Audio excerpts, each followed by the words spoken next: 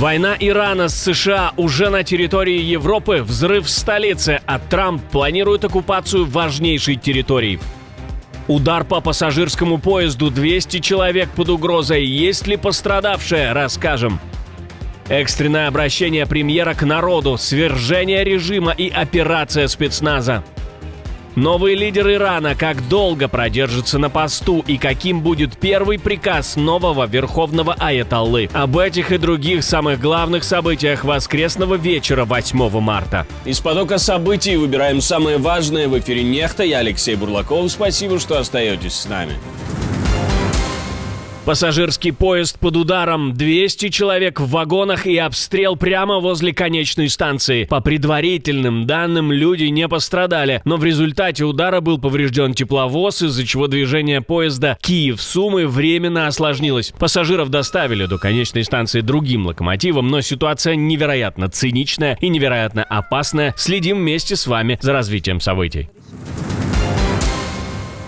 Мир, похоже, переходит в более экологический период. Вынужденно, но стремительно. Удары по нефтяным мощностям не только в России, но и в других странах становятся критическими для всей отрасли. Израиль бьет уже не только по военным целям, но и по топливу Ирана. По сообщениям СМИ, израильские истребители нанесли удары по нефтехранилищам в Кухаке, Шахране и Карадже. Параллельно поступают данные о взрыве на нефтеперерабатывающем заводе в Тегеране, после которого вспыхнул сильный пожар. Это удар по самому болезненному месту по энергетике и снабжению. Речь идет уже не просто о военной операции, а о попытке бить по ресурсам, на которых держится иранская система. Ни один из 5 крупнейших нефтеперерабатывающих заводов Ирана в Абадане, Исфахане, Бандар-Аббасе, Тегеране и на комплексе Persian Gulf Star возле Ормузского пролива не получил повреждений. Также не пострадали нефтедобывающие мощности и главный экспортный терминал. Удары наносятся по базам хранения топлива, которые используются прежде всего корпусом стражей исламской революции и вооруженными силами Ирана. Цель таких атак, очевидно, подорвать военную логистику страны. Но не все так радужно и хорошо. Иранский красный полумесяц предупредили о риске кислотных дождей после ударов по нефтехранилищам. По данным организации, взрывы и пожары на этих объектах сопровождаются выбросами в атмосферу большого количества токсичных соединений. Эти вещества могут смешиваться с водяным паром и при выпадении осадков придавать им кислотные свойства.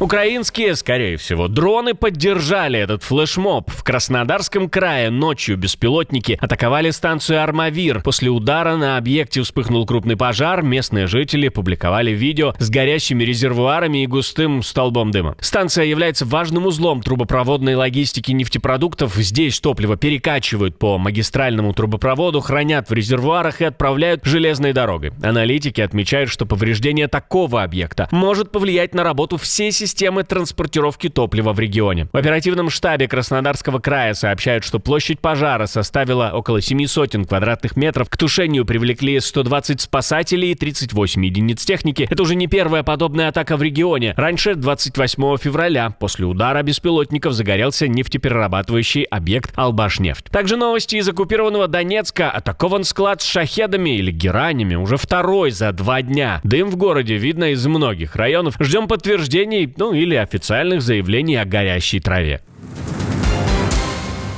Война подходит вплотную к Европе мелкими, но громкими шагами. Боюсь, это только начало, но начало уже довольно яркое. Взрыв в посольстве США в Осло. Полиция говорит, что произошло все около часа ночи. В результате взрыва здание получило незначительные повреждения. Информации о пострадавших нет. Поэтому цели такого акта довольно размытые и не очень сопоставимы с терактом, ведь там цель зацепить как можно больше людей. Обычно, по предварительным данным, взрыв произошел у входа в консульский отдел. Что именно стало его причиной, полиция пока не уточняет. Район вокруг посольства оцеплен, улицу перекрыли для движения транспорта. На месте работают следователи, используются служебные собаки, дроны и вертолеты. Госдепартамент США ситуацию пока не комментировал.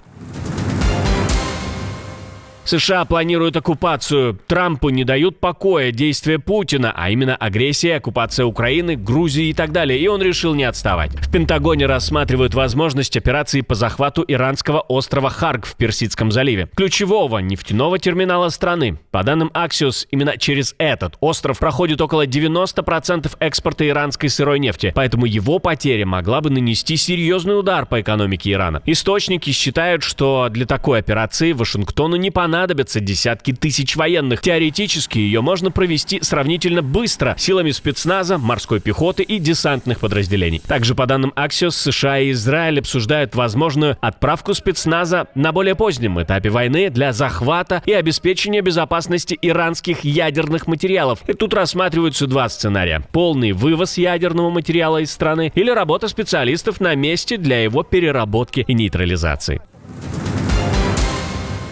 Наконец-то цели более-менее прояснились. Война не за ресурсы, а за волю народа. Иран скоро будет свободным, говорят в Израиле.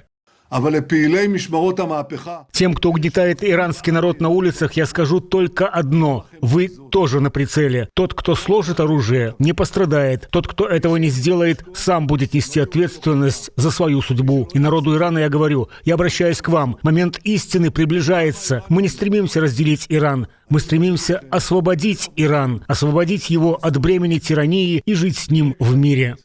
В Иране заявляют, что не сдадутся и что обо всем знают, а цели на самом деле совсем другие. Враг хочет, чтобы мы и исламские страны воевали друг с другом. Мы говорили и продолжаем говорить, что намерением и целью покойного лидера было считать соседние страны нашими братьями и строить с ними хорошие отношения. Но происходит следующее: если с территории какой-либо страны они атакуют нашу землю и совершают агрессию, естественно, мы обязаны ответить на эти атаки. Это не означает, что мы хотим причинить вред людям там. Совет экспертов Ирана тем временем сообщил, что выбрал нового верховного лидера страны. Выбор во время боевых действий и в условиях методичной зачистки верхушки правящего режима самый сложный. Поэтому главный вопрос сейчас: насколько устойчивой окажется новая власть и сможет ли она удержать контроль над системой, где верхушка буквально меняется на ходу. Американское телевидение заговорило правду. В новостях они не только исправили свою ошибку, но и описали, как на самом деле все происходило. Телеканал Fox News выпустил новый сюжет об украинских дронах-перехватчиках Sting после скандала с предыдущим выпуском. Ранее канал показал видео их работы и выдал его за уничтожение иранских шахедов американскими передовыми дронами на Ближнем Востоке. После критики в новом сюжете ведущий Джесси Уотерс уточнил, что на кадрах на самом деле показана работа украинских дронов-перехватчиков, созданных компанией «Дикие шершни». Видео демонстрирует, как такие аппараты перехватывают и уничтожают ударные беспилотники типа «Шахед». Как проявляется дружба на прочность? Этот вопрос сейчас больше всего волнует двух человек, двух премьер-министров. И один из них упорно и любыми путями пытается добиться встречи с главой Еврокомиссии, чтобы возобновить дружбу. Об этом сообщил заместитель главного пресс-секретаря Еврокомиссии. По его словам, запрос получен, и сейчас в Брюсселе ищут возможность согласовать встречу с Робертом Фицо в графике президента Еврокомиссии. Фицо намерен обсудить проблему перед своей встречей с президентом Украины Владимиром Зеленским. Словацкий премьер ранее заявлял, что хочет согласовать позицию с Брюсселем по поводу прекращения транзита нефти через трубопровод «Дружба». Президент Украины постоянно наносит нам ущерб и считает, что может заставить нас изменить нашу мирную позицию на военную. Более того, мне неизвестно, чтобы этот военный кредит для Украины на 90 миллиардов евро, в котором не участвуют ни Словакия, ни Венгрия, ни Чехия, вообще был каким-то кредитом. Это просто подарок, потому что Украина не вернет ничего. Эти деньги предназначены для того, чтобы мотивировать ее воевать с Россией до последнего украинского солдата. Венгрия и Словакия утверждают, что Украина якобы остановила поставки по политическим причинам, тогда как Киев объясняет ситуацию повреждениями трубопровода после российских ударов. Обе страны требуют допустить их комиссию к месту повреждений и заявляют о намерении провести собственное расследование состояния магистрали. Внезапное прозрение. Лягушка, которую медленно кипятят, таки почуяла неладное. Лучше поздно, чем никогда. С начала 2000-х годов Финляндия активно приветствовала российские инвестиции, и в результате тысячи объектов недвижимости по всей стране оказались в собственности россиян. В основном это дома и дачи, но после начала полномасштабной войны России против Украины в 2022 и вступления Финляндии в НАТО в 2023 власти начали проверку таких объектов и обнаружили, что часть из них расположена расположена случайно, рядом с военными базами, аэродромами, складами вооружений, объектами связи и другой стратегической инфраструктуры. По данным источников Bloomberg, это вызвало серьезные опасения у финских служб безопасности. Власти опасаются, что такие объекты могут использоваться для наблюдения за военными структурами, размещения агентуры или нарушения работы транспорта и связи. В ответ Финляндия ужесточила правила покупки недвижимости. С 2020-го граждане стран вне ЕС обязаны получать разрешение Минобороны, а с 2025 года россиян и белорусам без постоянного вида на жительство фактически запрещено приобретать недвижимость. Похожие опасения возникли и в других странах Европы. Объекты, связанные с российскими владельцами, обнаружены рядом с военными базами и стратегической инфраструктурой в Шотландии, Норвегии и Швеции. Такие сделки все чаще рассматриваются как потенциальный элемент разведывательной активности. Экстренная посадка. Странный случай на борту самолета. Обычный рейс Southwest Airlines, летевший из Нэшвилла в Форт Лоттердейл, был вынужден совершить экстренную посадку в Атланте из-за угрозы безопасности на борту. По данным властей, через час после вылета экипаж запросил срочную посадку после возникновения инцидента в полете. После приземления на борт поднялись сотрудники полиции Атланты. Один из пассажиров был выведен из самолета в наручниках. При этом пассажиров попросили держать руки поднятыми и опустить головы. Пострадавших в результате инцидента нет. Расследование происшествия ведут полиция и ФБР. Что случилось, пока непонятно.